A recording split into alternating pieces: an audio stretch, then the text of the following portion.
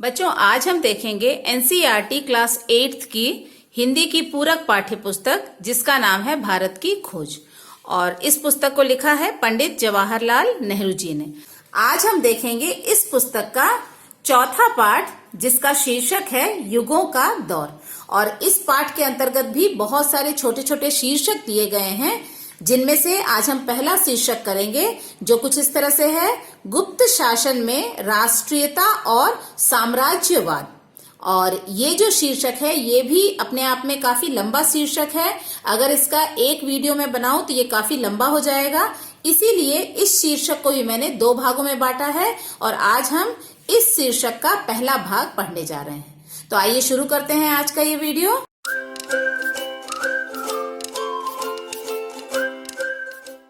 तो यहाँ पर जैसा कि आप लोगों को पता है, आज का जो पाठ है वो चौथा पाठ है, युगों का दौर, और इसका शीर्षक है गुप्त शासन में राष्ट्रीयता और साम्राज्यवाद। तो इस शीर्षक का पहला भाग आज हम पढ़ेंगे।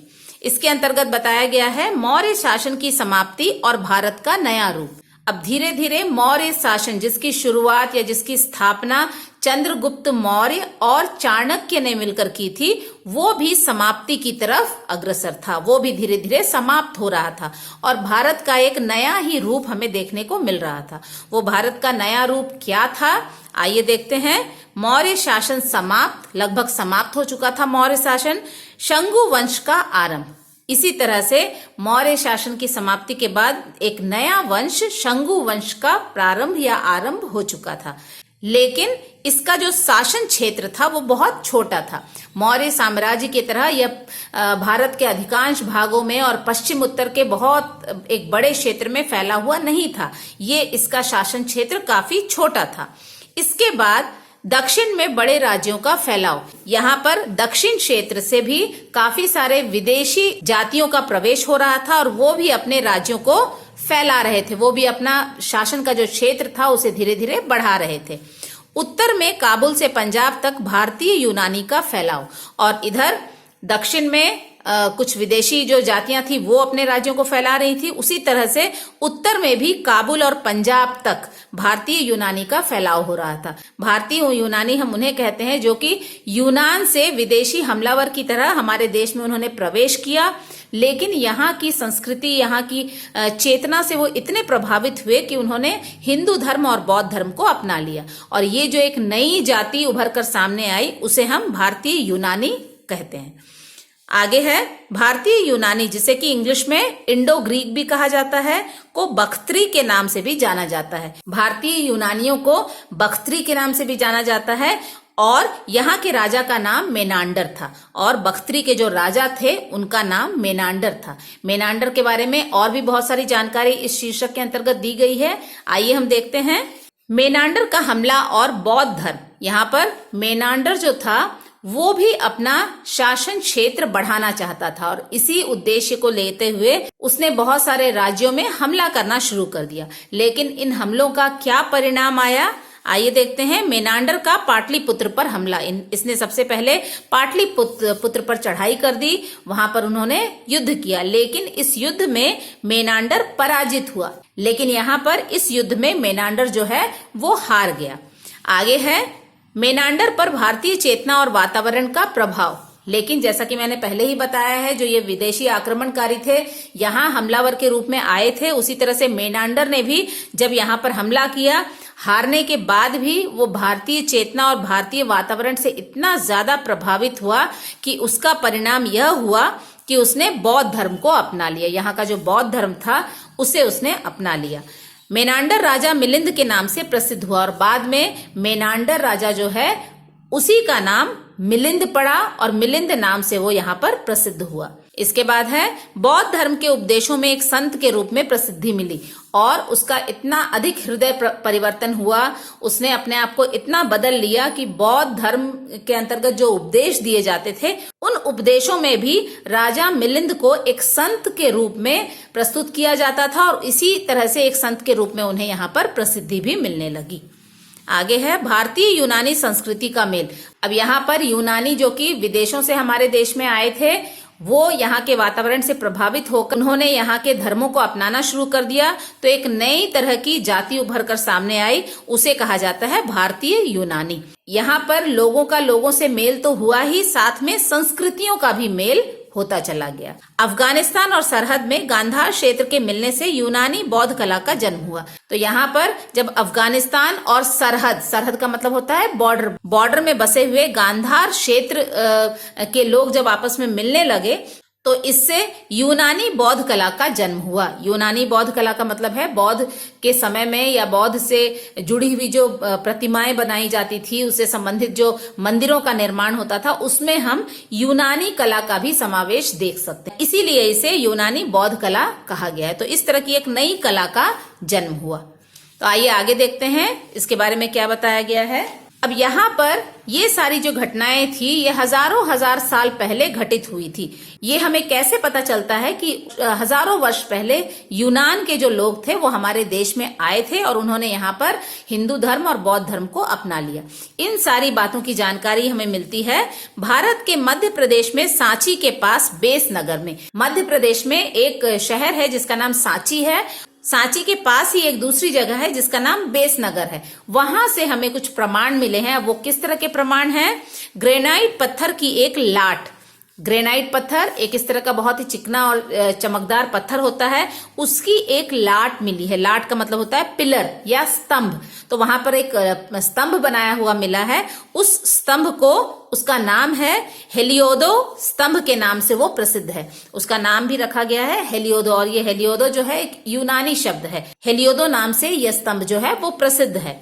और इसका निर्माण काल, ये किस काल में बनाया गया था वो भी हमें पता है, वो भी वहां पर लिखा हुआ है। वो है ईसा पूर्व पहली शताब्दी में इस स्तंभ का निर्माण किया गया था।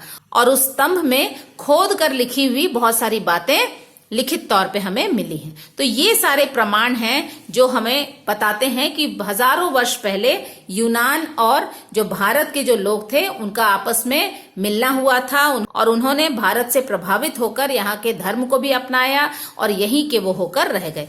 वह लेख भारतीयों और यूनानियों के मेल की कहानी बताता है और यही जो लेख है उसमें सारी चीजें, सारी घटनाएं इतिहास की तरह लिखी हुई हैं और इन्हीं से हमें इस मेल का, भारतीय यूनानी मेल का पता चलता है। यूनानी जो सरहद पार से आए थे, और ये यूनानी जो थे ये हमारे देश के नहीं थे बल्कि विदेशी थे, जो हमारे बॉर्डर्स, सरहद मतलब बॉर्डर्स के बाहर से वो हमारे देश में उन्होंने प्रवेश किया था। भारतीय संस्कृति को अपनाकर यहीं के होकर रह गए। यहाँ की संस्कृति, यहाँ के रीति रिवाज, उसका इतना ज्यादा प्रभाव उन पर पड़ा कि वो यहीं के होकर के रह गए। तो ये चीजें हैं भारतीय और यूनानियों के मेल के बारे में यहाँ पर बताया गया है। आइए आगे देखते हैं। अब यहाँ पर अगला बिंदु है कुषाण काल का आरंभ। अब यहाँ पर कुषाण काल की शुरुआत कब हुई, कैसे हुई, किन परिस्थितियों में हुई, इन सब की जानकारी हम यहाँ पर इन बिंदुओं के अंतर्गत हम लेंगे। यहाँ पर एक बात और है, जैसे ही मौर्य शासन का अंत हो गया, बहुत सारे विदेशी जो लोग थे या विदेशी जातियां जो थी वो धीरे धीरे भारत में उन्होंने प्रवेश करना शुरू कर दिया। अब उन्हीं जातियों में से कौन कौन सी ऐसी जातियां थी जिन्होंने भारत में प्रवेश किया, ये हम यहाँ पर देखेंगे। शक जाति के लोगों का प्रवेश, सबसे पहले शक जाति जो विदेशी थे उन लोगों का प्रवेश यहाँ पर हमारे भारत में हुआ। वो किस दिशा से हुआ? मध्य एशिया से, मिडिल एशिया जो एरिया है वहां से शक जाति के लोगों ने हमारे भारत में प्रवेश किया। आक्सस या अक्षु नदी की घाटी में बस गए और यहाँ पर उन्होंने कुछ क्षेत्र जीत लिए, युद्ध किया और वहां पर अपना अधिकार जमा लिया। और इसके साथ ही आक्सस, और जिसे अक्षु नदी के नाम से भी जाना जाता है, उसके दोनों तरफ जो घाटियां थी वहां पर उन लोगों ने अपना राजपाट फैलाया और वहां पर वो बस गए। इसके बाद है शक जाति के अलावा जिन लोगों ने भारत में प्रवेश किया वो थे यूई ची जाति के लोगों का प्रवेश। शक जाति के साथ साथ यूई ची जाति के लोगों ने भी हमारे भारत में कुछ समय के बाद प्रवेश किया और इन्होंने पूरब की दिशा से हमारे देश में प्रवेश किया। इसके बाद शक जाति जो पहले से ही हमारे देश में रह रही थी, इन शक जाति के लोगों को उत्तर भारत की ओर धकेल दिया। यूई चाई जो जाति थी उन लोगों ने शक जाति के लोगों से युद्ध किया और इन लोगों को यहाँ से मध्य एशिया की तरफ जो बसे हुए थे उन्हें वहां से हटाकर उत्तर भारत की ओर उन्होंने खदेड़ दिया या धकेल दिया। इसके बाद शक जाति के लोगों ने बौद्ध और हिंदू धर्म को अपना लिया। शक जाति जो कि विदेशी जाति थी, वो फिर से हमारे धर्म से, हमारे रीति रिवाज से, हमारे वातावरण से बहुत प्रभावित हुए और उन्होंने बौद्ध धर्म और हिंदू धर्म को अपना लिया। इसके बाद है युई ची जाति की एक शाखा जो कुषाणों के नाम से जानी जाती थी। उस कुषाण दल ने सब पर अधिकार करके उत्तर भारत तक अपना विस्तार कर लिया। तो बच्चों, यहाँ पर जो युई ची जाति थी, जिन्होंने पहले से ही जो शक जाति थी उसे उत्तर भारत की तरफ खदेड़ दिया था, इसी युई ची जाति की एक शाखा थी जिसे कि कुषाणों के नाम से जाना जाता था। और ये कुषाण जो है समय के साथ ये काफी शक्तिशाली हो गए और उन्होंने युद्ध करके एक बहुत बड़े क्षेत्र को अपने अधिकार में ले लिया और वो क्षेत्र था उत्तर भारत का क्षेत्र। और उन्होंने अपने शासन का विस्तार उस क्षेत्र में करना आरंभ कर दिया। और जो शक जाति के लोग थे जिनसे इन्होंने युद्ध किया था, उन्हें उत्तर भारत से भी उन्होंने खदेड़ दिया और दक्षिण की तरफ उन्हें जाने के लिए मजबूर कर दिया। अब यहाँ पर जो शक जातियां थी वो धीरे धीरे दक्षिण भारत की तरफ चली गई। इसके बाद है शक जो जाति थी वो काठियावाड़ और दक्षिण की ओर अपने उत्तर भारत का क्षेत्र छोड़ दिया और दक्षिण और काठियावाड़ की तरफ ये लोग चले आए। इसका परिणाम क्या हुआ? इसका परिणाम यह हुआ कि कुषाणों द्वारा पूरे उत्तर भारत और मध्य एशिया के बहुत बड़े भाग में अपना मजबूत साम्राज्य कायम किया। इसका परिणाम यह निकला कि कुषाण जो थे वो धीरे धीरे ताकतवर होते गए, शक्तिशाली होते गए और उन्होंने उत्तर भारत और मध्य एशिया, उत्तर भारत के साथ साथ मध्य एशिया के एक बहुत बड़े भाग को उन्होंने अपने अधिकार में ले लिया और अपने साम्राज्य की शुरुआत कर दी। अपने साम्राज्य की शुरुआत करने के बाद किस तरह के बदलाव वहां पर आए, आइए देखते हैं। कुछ लोगों ने हिंदू धर्म अपना लिया। अब जो कुषाण साम्राज्य के जो लोग थे, कुछ लोगों ने हिंदू धर्म से प्रभावित होकर हिंदू धर्म को अपना लिया। अधिकांश लोगों ने बौद्ध धर्म को अपना लिया, लेकिन ऐसे बहुत सारे लोग थे इस साम्राज्य में जो कि बौद्ध धर्म से बहुत ज्यादा प्रभावित थे और उन्होंने बौद्ध धर्म को अपना लिया। कुषाण वंश का प्रसिद्ध व शक्तिशाली शासक कनिष्क था। यहाँ पर कुषाण वंश का शासन करने वाला जो राजा था वो बहुत ही प्रसिद्ध भी था और शक्तिशाली भी था और उसका नाम था कनिष्क। कनिष्क ने भी बौद्ध धर्म अपना लिया और कनिष्क जो था वो भी बौद्ध धर्म से काफी प्रभावित था और उसने भी बौद्ध धर्म को अपना लिया। अब यहाँ पर सम्राट कनिष्क बौद्ध कथाओं में नायक के रूप में, नायक का मतलब होता है हीरो, यहाँ पर सम्राट कनिष्क जो थे उन्होंने इतने सारे अच्छे अच्छे काम किए थे या बौद्ध धर्म का उन्होंने इतने अच्छी तरीके से पालन किया था कि बौद्ध धर्म की कथाओं में या उपदेशों में भी राजा कनिष्क जो थे या सम्राट कनिष्क जो थे उन्हें एक नायक के रूप में प्रस्तुत किया जा रहा था। तो उनके कौन से ऐसे अच्छे कार्य थे? महान कार्यों के कारण, बहुत सारे महान और बड़े बड़े उन्होंने अपनी जो जनता थी उसके लिए उन्होंने किए थे। सार्वजनिक कार्यों के कारण, सार्वजनिक कार्य मतलब होता है जो आम जनता के लिए जो कार्य किए जाएं, जैसे कि सड़कों का निर्माण, तालाबों, बावड़ियों का निर्माण, जो लगान या कर जो किसानों से आता है उसमें भी वो बहुत हद तक उन्हें रियायत दिया करते थे और वो एक बहुत ही अच्छे शासक साबित हुए। तो इस तरह के कार्यों को करने के कारण उन्हें एक नायक के रूप में देखा जाने लगा और बौद्ध कथाओं में, बौद्ध उपदेशों में उन्हें नायक के रूप में प्रस्तुत किया जाने लगा। तो आइए आगे देखते हैं यहाँ क्या दिया हुआ है। इसके बाद है कुषाण साम्राज्य में अन्य संस्कृतियों का मेल। तो यहाँ पर कुषाण साम्राज्य में या कुषाण शासक जो थे जिनका नाम कनिष्क था, वो चूंकि बौद्ध धर्म अपना चुके थे और उनके शासन करने का जो तरीका था उसमें बौद्ध धर्म का प्रभाव भी देखा जा सकता था। लेकिन बौद्ध धर्म के साथ साथ कुछ और भी ऐसी चीजें थी या कुछ और भी ऐसे धर्म थे जिनका प्रभाव उनके शासन करने के तरीके में साफ नजर आता था। वो कौन सा धर्म था? कनिष्क के राज्य धर्म में बौद्ध धर्म के साथ जरथुस्त्र धर्म का भी योगदान नजर आता था। यहाँ पर जरथुस्त्र धर्म जो है उसे पारसी धर्म भी कहा जाता है। ये जो धर्म है, जिस तरह से बौद्ध धर्म के संस्थापक जो गौतम बुद्ध माने जाते हैं, उसी तरह से जरथुस्त्र नाम के एक पारसी संत हुआ करते थे, महात्मा हुआ करते थे, जिन्होंने इस धर्म की शुरुआत की थी। इसीलिए जरथुस्त्र धर्म जो है उसे पारसी धर्म के नाम से भी जाना जाता है। तो इस तरह से कनिष्क जो थे उनके राजकाज में हमें बौद्ध धर्म के नियमों के साथ साथ इस धर्म के नियमों का भी पालन करते हुए हम उन्हें साफ साफ देख सकते थे। अब यहाँ पर कुषाण साम्राज्य की राजधानी, कुषाण साम्राज्य की राजधानी कहाँ थी?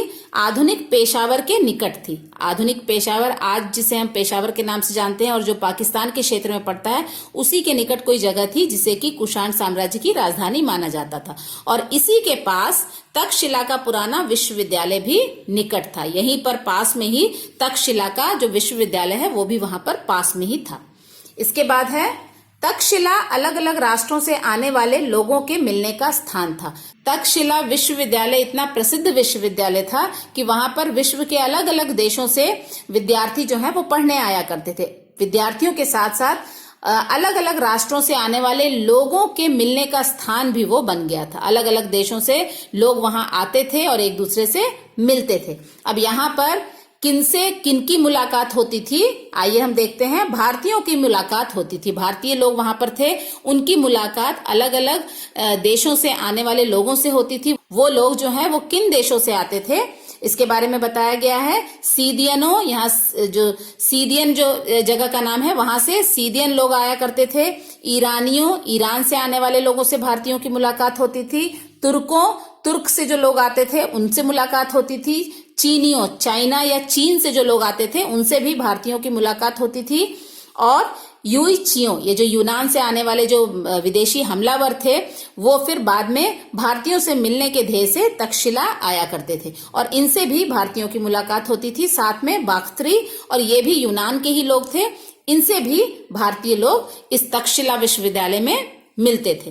विभिन्न संस्कृतियां एक दूसरे को प्रभावित करती थी और यहाँ पर सिर्फ बातचीत या हंसी मजाक तक ही बात नहीं रहती थी, बल्कि इनके बीच में कलाओं का आदान प्रदान और अपनी संस्कृतियों के बारे में भी बातचीत होती थी। और यहाँ पर एक दूसरे की संस्कृति से लोग प्रभावित भी होते थे और दूसरों को प्रभावित भी करते थे।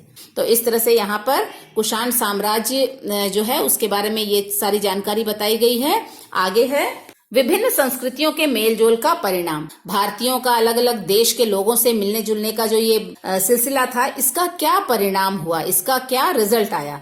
तो यहाँ पर इस मेलजोल का परिणाम यह आया कि मूर्ति कला और चित्रकला की सशक्त शैली का जन्म। जब यहाँ पर लोग बैठकर एक दूसरे के देश की कला की बात करते थे, चित्रकला की बात करते थे, मूर्ति कला की बात करते थे, तो इन सब से एक नई तरह की सशक्त शैली का जन्म हुआ। इसके बाद है चीन भारत पहली बार संपर्क में आए। तो यहाँ पर तक्षशिला का जो विश्वविद्यालय था वही वो जगह थी जहाँ पर कि चीन और भारत के लोग आपस में पहली बार मिले थे। और इस पहली बार के संपर्क के बाद 64 ईस्वी में चीनी राजदूत भारत आए और यहाँ पर जो चीनी जो लोग थे वो भारतीयों से इतने ज्यादा प्रभावित हुए कि 64 ईस्वी में चीनी राजदूत जो थे वो मिलने के ध्येय से हमारे भारत में आ गए। और यहाँ पर एक और सबसे अच्छी बात है कि तोहफे में आड़ू और नाशपाती के पेड़ लाए और उन्होंने तोहफे के रूप में आड़ू और नाशपाती के पेड़ हमें दिए, क्योंकि उस वक्त हो सकता है आड़ू और नाशपाती ये एक तरह का फल होता है जो कि हमारे देश में नहीं पाया जाता था। तो इस तरह के जो पौधे हैं उन्होंने हमें तोहफे के रूप में उस वक्त दिए। आगे है भारतीय, चीनी और ईरानी संस्कृतियों का मेल हुआ। यहाँ पर भारतीय चीनी जो संस्कृति है, इन दो संस्कृतियों का मेल तो हो ही रहा था, साथ में ईरानी संस्कृतियों का भी मेल हमारे साथ होने लगा। और ये जो मेल है वो कहाँ हुआ?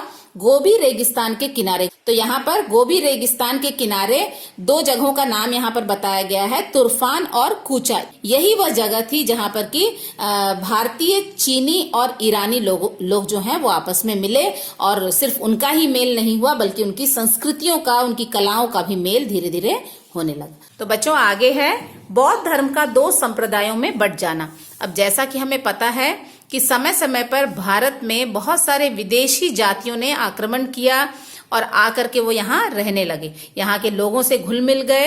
बाद में वो हमारी भारतीय संस्कृति से इतने ज्यादा प्रभावित हुए कि उन्होंने हिंदू धर्म भी अपना लिया और साथ में कुछ लोगों ने बौद्ध धर्म को भी अपना लिया। लेकिन समय के साथ बौद्ध धर्म को लेकर लोगों के विचारों में भारी परिवर्तन आया और उसी परिवर्तन के फल स्वरूप लोग जो है वो दो संप्रदायों में, दो समूहों में बंट गए। अब ये किस काल में हुआ? कुषाण काल में बौद्ध धर्म दो संप्रदायों में बंट गया। ये जो सारी घटना घटना हुई थी ये कुषाण काल के दौरान हुई थी, जब कनिष्क राजा के रूप में यहाँ पर राज कर रहे थे और कनिष्क स्वयं भी बौद्ध धर्म को मानने वाले थे। तो ये सारी चीजें कुषाण काल में हुई थी। यहाँ पर क्या हुआ था, महायान और हीनयान। महायान और हीनयान बौद्ध धर्म की ही दो शाखाएं हैं, और कुछ लोग जो हैं वो महायान में बताए गए उपदेशों को मानते हैं और कुछ लोग हीनयान को मानते हैं। और इन दोनों में ही इस चीज को लेकर मतभेद था कि हम सही हैं, और हीनयान के लोग कहते थे कि नहीं, जो हमारे विचार हैं बौद्ध धर्म को लेकर वो सही है। तो इसमें आखिर किस तरह की विचारधारा थी, क्या चीजें इसमें लिखी हुई थी, ये हम थोड़ा जान लेते हैं।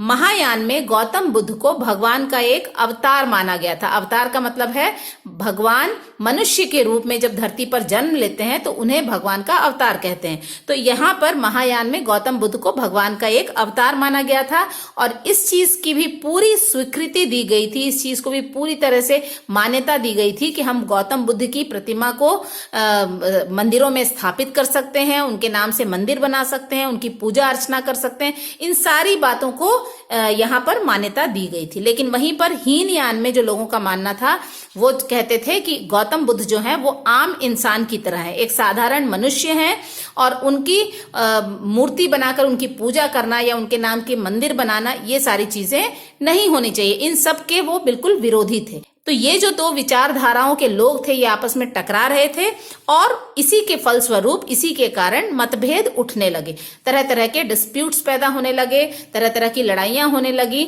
और ये मतभेद जो है बढ़ता ही जा रहा था। इसको लेकर के, इसे शांत करने के लिए, इसे खत्म करने के लिए क्या कदम उठाए गए वो यहाँ बताया गया है। बड़ी बड़ी सभाओं में विवाद। अब ये जो है इस मतभेद को लेकर बड़ी बड़ी सभाओं का आयोजन किया जाने लगा। इन सभाओं में लोग बहस करने लगे और हर कोई अपने पक्ष को सही बताने लगा।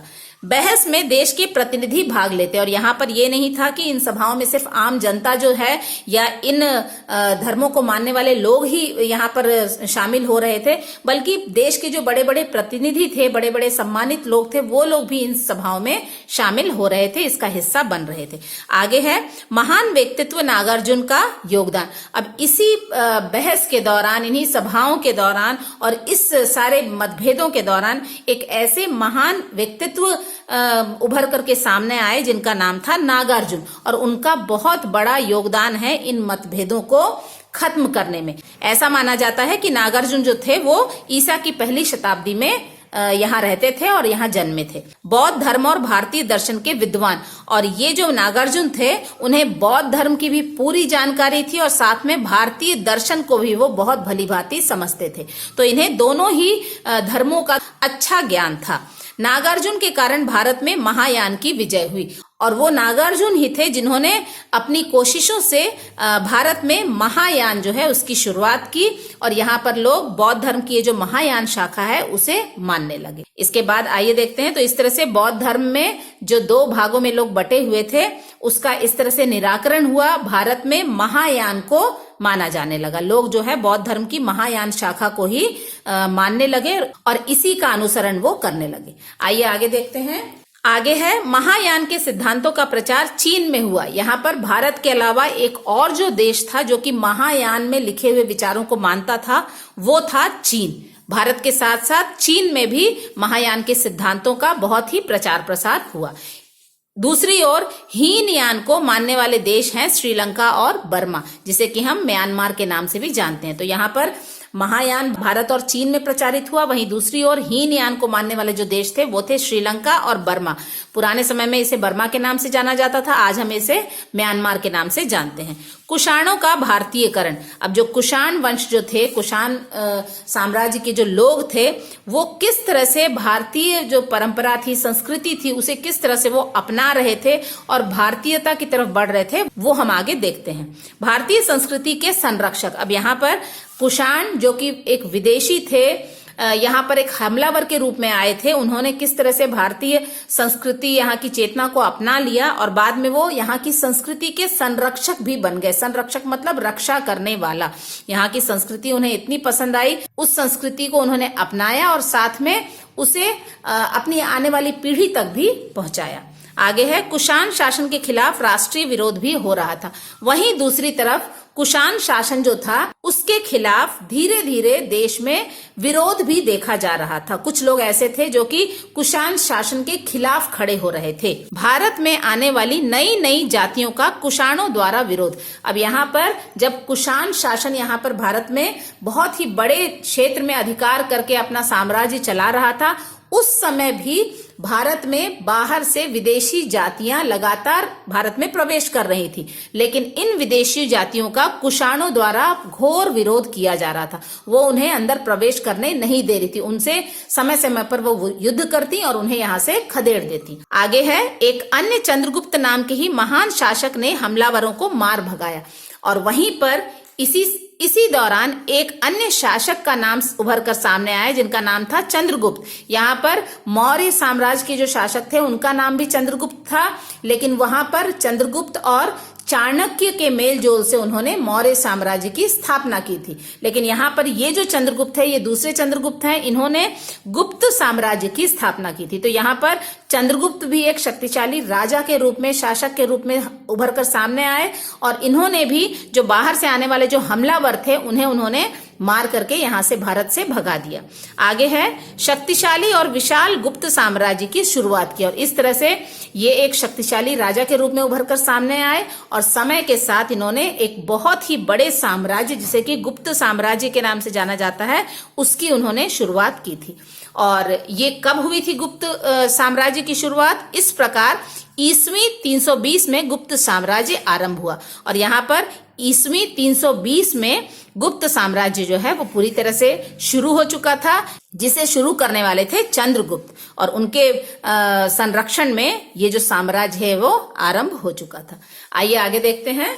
अब यहाँ पर गुप्त शासन का आरंभ, तो जैसा कि मैंने बताया चंद्रगुप्त द्वारा गुप्त शासन की शुरुआत कर दी गई थी। यहाँ पर और आगे क्या क्या हुआ? कई महान शासक हुए। गुप्त साम्राज्य के अंतर्गत बहुत सारे महान शासकों ने राज किया। युद्ध और शांति दोनों कलाओं में सफल हुए। जहां जरूरत होती वहां पर वो युद्ध भी करते, और जहां शांति कायम करनी होती वहां पर वो शांति के साथ भी उन्होंने अपना राजपाट फैलाया। तो इस तरह से ये कहा जा सकता है कि युद्ध और शांति दोनों ही कलाओं में ये निपुण थे। आगे है विदेशियों के लगातार हमलों से उनसे विरोध की भावना जागी, लेकिन गुप्त शासन काल में भी लगातार भारत पर विदेशियों का आक्रमण होता रहा, और ये जो थे गुप्त शासन के जो राजा हुआ करते थे उन्होंने समय समय पर उनका विरोध भी किया, और इस हमले की वजह से, विदेशियों के हमले की वजह से इनके मन में विदेशियों के प्रति एक विरोध की भावना जागने लगी कि हमें विदेशियों को अपने देश में घुसने ही नहीं देना। इस तरह की भावना उनके मन में जागने लगी। ब्राह्मण व क्षत्रिय संस्कृति और मातृभूमि की रक्षा के बारे में भी सोचने लगे। अब यहाँ पर गुप्त शासन काल में जो ब्राह्मण हुआ करते थे और जो क्षत्रिय थे, क्षत्रिय वो होते थे जो युद्ध कला में निपुण होते थे। उनका कार्य होता था अपने देश को दुश्मनों से बचाना, युद्ध करना और देश को दुश्मनों से बचाना। तो इस काल में, और जो ब्राह्मण होते थे वो कर्म कांडों में लगे रहते थे, अपनी संस्कृति को किस तरह से बचा कर रखा जाए इन सारी बातों में वो लगे रहते थे। तो ब्राह्मणों का कार्य था संस्कृति को बचाना, और क्षत्रियों का काम था अपनी मातृभूमि की रक्षा करना। और वहीं ब्राह्मण और क्षत्रिय बहुत ही निपुणता के साथ, बहुत ही सफलता के साथ इस कार्य में वो लगे हुए थे। विदेशी तत्व जो घुल मिल गए उन्हें स्वीकार कर लिया गया। अब यहाँ पर ऐसा भी नहीं था कि विदेशी जो लोग थे उन्हें यहाँ से युद्ध करके भगा ही दिया गया। कुछ विदेशी ऐसे भी थे जो कि शांति के साथ यहाँ पर वो हमारे लोगों के साथ, भारतीय लोगों के साथ मिलजुल कर रहना चाहते थे।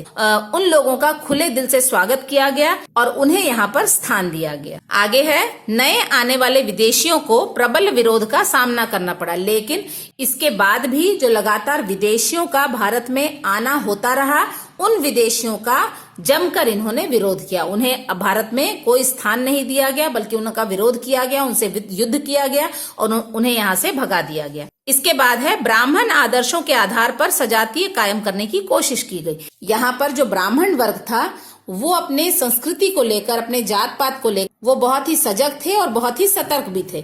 उनके आधार पर वो किसी भी हालत में अपनी संस्कृति को प्रभावित होने नहीं देना चाहते थे। इसीलिए उन्होंने यह फैसला किया हमारी जो जाति प्रथा है उसमें किसी तरह से किसी दूसरों का दखल नहीं होना चाहिए और हम एक साथ एक जात पात को मानने वाले जो लोग हैं वो एक साथ हमें रहना चाहिए। इस विचार के साथ समाज में कट्टरता पनपने लगी और यहाँ पर लोग अपनी अपनी जाति का प्रतिनिधित्व करने लगे।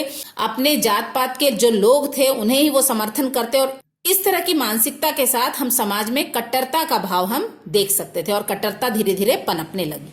तो इस तरह से ये जो है ब्राह्मण समाज के बारे में बताया गया और गुप्त शासन के अंतर्गत किस तरह से विदेशियों के साथ कैसा हमारा व्यवहार था, इस बारे में ये सारी चीजें यहाँ पर बताई गई हैं। तो बच्चों यहाँ पर पाठ 4 युगों का दौर के अंतर्गत ये जो शीर्षक आज हम लोगों ने पढ़ा, गुप्त शासन में राष्ट्रीयता और साम्राज्यवाद, ये शीर्षक बड़ा होने की वजह से और इसमें बहुत सारी ऐसी घटनाएं हैं, ऐसी परिस्थितियां हैं, ऐसे बिंदु हैं जिन्हें छोड़ा नहीं जा सकता, जिसके कारण ये जो शीर्षक है ये काफी लंबा भी है। अगर मैं एक ही वीडियो में ये पूरा शीर्षक समझाऊं तो शायद वो वीडियो काफी लंबा हो जाएगा, इसीलिए इस शीर्षक को मैंने 2 भागों में बांटा है, जिसके अंतर्गत हमने इस शीर्षक का आधा जो भाग है वो हम लोगों ने आज देखा है। इसी शीर्षक का जो बाकी का जो भाग है, बचा हुआ जो भाग है, वो जल्दी ही आपको दूसरे वीडियो के रूप में मिल जाएगा और आशा है आपको इस शीर्षक का जो भी भावार्थ आज मैंने समझाया वो आपको समझ में आ गया होगा। इसी के साथ अगले वीडियो में फिर मुलाकात होगी, तब तक के लिए थैंक यू, धन्यवाद।